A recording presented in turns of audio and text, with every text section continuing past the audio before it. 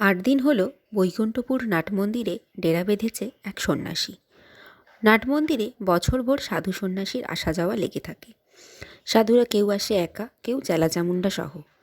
নতুন সাধু এলে গায়ের মানুষ নাটমন্দিরে যায়, প্রণাম করে সাধ্যমতো প্রণামী দিয়ে ফিরে আসে। সেই সাধু কদিন থাকলো, কবে বৈকুণ্ঠপুর ছেড়ে গেল তা নিয়ে মাথা ব্যথা থাকে না কারো। কিন্তু এই সন্ন্যাসীর ক্ষেত্রে তেমনটা ঘটেনি। প্রথম দিন থেকেই তিনি সকলের মন জয় করে নিয়েছেন। এমনই তার সম্মোহনী শক্তি যে প্রণাম ঠুকে তাৎক্ষণিক পুণ্য সঞ্চয়ের পরে ভুলে যাওয়া দূরের কথা, তাকে আরও একবার দেখার জন্য মন আকুপাকু করতে থাকে মানুষের। সন্ন্যাসী বলতে ভক্তদের মনশ্চক্ষে যেমন দাড়িগোপওয়ালা জটাধারী সৌমুখকান্তি সাধকের ছবি ফুটে ওঠে, ইনি মোটেও সেরকম নন। বয়সে নবীন এই সন্ন্যাসী অত্যন্ত সুদর্শন এবং নিয়মিত ক্ষৌরকর্ম করে থাকেন। তার বেশভূষাও যথেষ্ট পরিচ্ছন্ন। প্রণাম করার জন্য কাছে গেলে নাকে আসে চন্দনের সুবাস। সাধুর তপ্ত কাঞ্চনবর্ণ দেহ,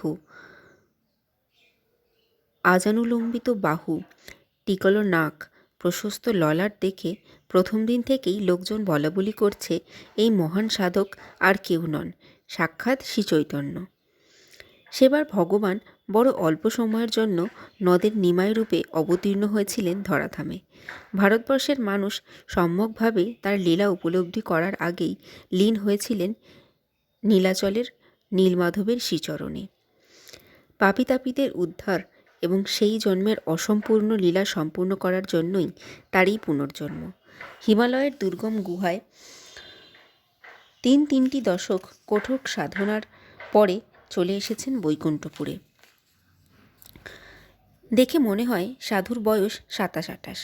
সুতরাং শেষোক্ত দাবিটি সত্যি ধরলে মানতেই হবে, মার্তি জঠরে প্রবেশের ঢের আগেই সাধনায় বসতে হয়েছিল তাকে।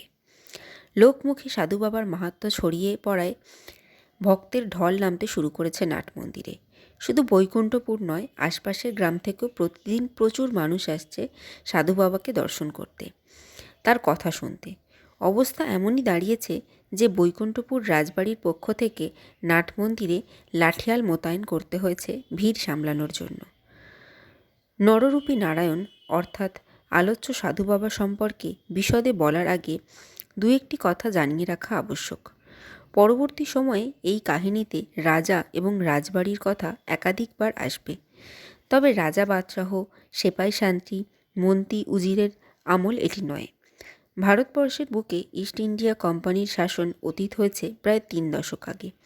বর্তমানে এই দেশের শাসনকর্ত্রী স্বয়ং ইংল্যান্ডের মহারানী ভিক্টোরিয়া।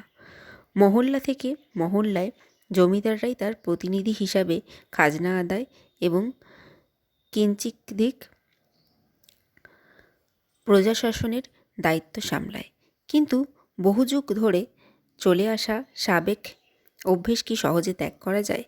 গাঁয়ের সহজ সরল মানুষের কাছে জমিদার গৃহটি আজও তাই রাজবাড়ি। স্বয়ং জমিদার এবং জমিদার গিন্নি মর্যাদায় রাজারানীর চেয়ে কম কিছু নন। ফিরে আসি সাধু বাবা প্রসঙ্গে। বচন শুনলেই বোঝা যায় বিভিন্ন শাস্ত্রে অগাধ জ্ঞান সাধু বাবার। অজ্ঞাত নয় ইতিহাস, পুরাণ, কাব্য, এমনকি গণিতবিদ্যাও। তবে ধর্মের জটিল তত্ত্বকথা বড় একটা শোনা যায় না তার মুখে, বরং সহজ ভাষায় সরস ভঙ্গিতে সংসারের পঙ্কমায়াজাল থেকে মুক্তির হদিস দেখান তিনি। সন্ন্যাসী বলেন, বুঝলি মায়েরা, বুঝলি বাবারা, এই জগৎ এক মস্ত খেলাঘর। অর্থ, সম্পদ, সংসার, সন্তান নিয়ে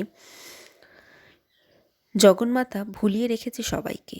সেই সব পেরিয়ে তার দিকে মুখ তুলে চাওয়ার অবসর কোথায় আমাদের? কিন্তু এই জগৎ তো দুদিনের বই নয়। ইহজন্মের মেয়াদ ফুরালে যখন তার মুখোমুখি হব, কি জবাব দেব আমরা?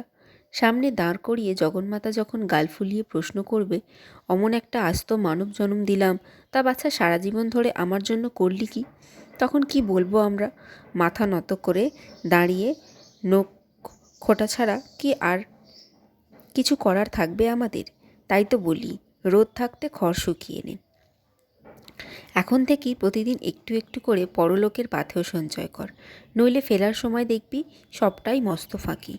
ভক্তরা প্রশ্ন করে, কিন্তু বাবা, আমরা যে গরিব, সকাল থেকে রাত অন্যের চিন্তাতেই কেটে যায়। অন্নপূর্ণার ভাবনা ভাবব কখন? পরলোকের পাথেয় গোছানোর তাগিদে দুবেলা মন্দিরে গিয়ে বসে থাকলে বাড়িতে বউ বাচ্চারা যে না খেয়ে মরবে। আহা, কে বলল জগন্মাতার করুণা পেতে গেলে সকাল বিকেল মন্দিরে হত্যে দিয়ে পড়ে থাকতে হয়? সংসার ধর্ম বড় ধর্ম, সেটি পালন করেও তাকে ডাকা সম্ভব। ঠিক পথে চললে দুকুলি রক্ষা পাবে। সেটা কিভাবে বাবা? বিদ্যুষবারে লক্ষ্মী মায়ের ব্রত, শনিবার বড় ঠাকুরের পুজো করলে জগন্মাতা সন্তুষ্ট হবে? স্বর্গীয় হাসি হেসে সাধু বাবা বলেন, না রে পাগলা, জগন্মাতাকে পাওয়ার জন্য সেসব কিছুই করতে হয় না। দিনের মধ্যে একটিবার, শুধু একটিবার তার জন্য কাঁদবি। পারবি তো সেইটুকু করতে? হ্যাঁ, কাঁদবো। কাঁদবো? হ্যাঁ, কাঁদবি। তবে কান্না বলতে তোরা যা বুঝিস এটি মোটেই সেরকম নয়। জগৎমাতাকে পেতে গেলে মাটিতে হাত পা ছড়িয়ে বসে ডাক ছেড়ে কাঁদতে হবে না, কান্নাটি হবে মনে মনে। সারাদিনের কাজকর্ম সেরে বিছানায় শুতে যাওয়ার আগে একবার তাকে স্মরণ কর। বল, মাগো, আমি তোমার অধম সন্তান, না পারি নিয়মিত তোমাকে ডাকতে, না তোমার কথা ভাবতে। এই পাপীকে তুমি ক্ষমা করে দাও, মা। মন থেকে শুধু এইটুকু বললেই হবে, না কোনো মন্ত্র, না উপাচার, ওতেই সন্তুষ্ট হবেন জগৎমাতা। তবে হ্যাঁ, ডাকতে হবে হৃদয় থেকে। মায়ের জন্য তোর হৃদয় রক্তাক্ত হলে মা কিছুতেই তোকে দূরে সরিয়ে রাখতে পারবে না। কোলে তুলে ধুয়ে দেবে সমস্ত পাপ। ঠিক যেমন ধুলোমাটি মাখা কন্দনরত শিশুকে চুমো দিয়ে তুলে নেন মা। সংসারে থাকে অথচ একটু আদ্রু পাপাচার করে না, সারাদিনে 2-4টে মিথ্যে বলে না, এমন মানুষ জগতে বিরল। পাপ করে দেবদেবীর রোশনাল থেকে পরিত্রাণ পাওয়ার চক্করে মাঝে মাঝেই কিছু পয়সা গচ্ছা যায় গৃহীদের, কিন্তু সাধু বাবার কথা মানলে তার কোনো প্রয়োজন নেই। কারিখানেক টাকা খরচ করে পুজো আচ্চার হ্যাপা নেই, প্রায়শ্চিত্ত করতে কথায় কথায় বামুন খাওয়ানোর বেলায় নেই, ডন্ডি কাটা নেই, মানত করা নেই, শুধু প্রাণ থেকে তাকে ডাকতে পারলেই হবে।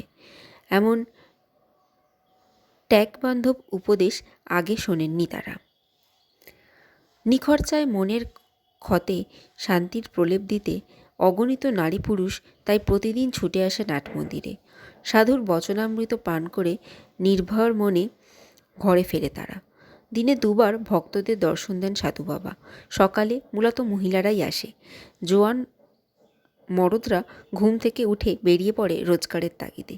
সন্ধেয় বাড়ি ফিরে স্নানাহার সম্পূর্ণ করার পর সাধুসঙ্গের অবকাশ মেলে তাদের। ভক্তের সঙ্গে ভেটের সম্পর্ক চিরকালীন। গৃহীদের মধ্যে যারা সচ্ছল, নাট মন্দিরে এসে সাধুকে প্রণাম করে বহুবিধ প্রণামী অর্পণ করে তারা। চাল ডাল আনাজপাতি থেকে শুরু করে আম জাম কাঁঠাল নলের গুড় গরুর দুধ সবই থাকে তালিকায়। সন্ন্যাসী হাসি মুখে সকবার অর্ঘ্য গ্রহণ করলেও সঞ্চয় করেন না কিছুই। দুপুরে এক মুঠো আতপ চাল এবং রাতে সামান্য ফলপাকুড়ে যার ক্ষুধা বৃত্তি হয়, প্রাচুর্যে কি প্রয়োজন তার? জগন্মাতাকে উৎসর্গ করার পরে ভক্তদের আনা সমস্ত সামগ্রী তিনি বিলিয়ে দেন নাট মন্দিরের সামনে জড়ো হওয়া কাঙালিদের মধ্যে। চোখের সামনে দিনের পর দিন এমন ত্যাগ, এহেন কিচ্ছু সাধন দেখার পরে কার মনে সাধু বাবার মহত্ব সম্পর্কে সংশয় জাগবে? ভক্তরা তাই তার ভাবনায় ভাবাবিষ্ট। তবে কিছু দুষ্ট মানুষ পৃথিবীতে চিরকালই আছে। তারা দাপরে ছিল, ত্রেতায় ছিল এবং অল্প হলেও সত্যযুগে ছিল। এখন এই ঘোর কলিতে এসে চারিদিক গিজগিজ করছে। তাদেরই একজন শুরু করলো খুঁতখুঁতানি। অমন মহান সন্ন্যাসী, অথচ তার মাথায় জটা থাকে না। সূর্যচন্দ্র ছাড়া কি আকাশ হয়? মাছ বিনা নদী? গেরুয়া বসন ধারণ করে কোমণ্ডল বাগালেই যদি সন্ন্যাসী হওয়া যেত, তবে আমাদের আফিমখোর যুধিষ্ঠিরও সন্ন্যাসী। অন্যজন ফুট কাটল, সাধু যদি ত্রিকালদর্শী মহাপুরুষই হবে, তবে মুন্সীগঞ্জের জমিদার বাড়ি সম্পর্কে ভক্তদের অত প্রশ্ন করা কেন? যা জানার যোগ বলেই জেনে নিতে পারে। না বাপু, তোমরা যাই বলো, ওই সাধুর ভাবগতিক আমি ভালো বুঝছি না মোটে।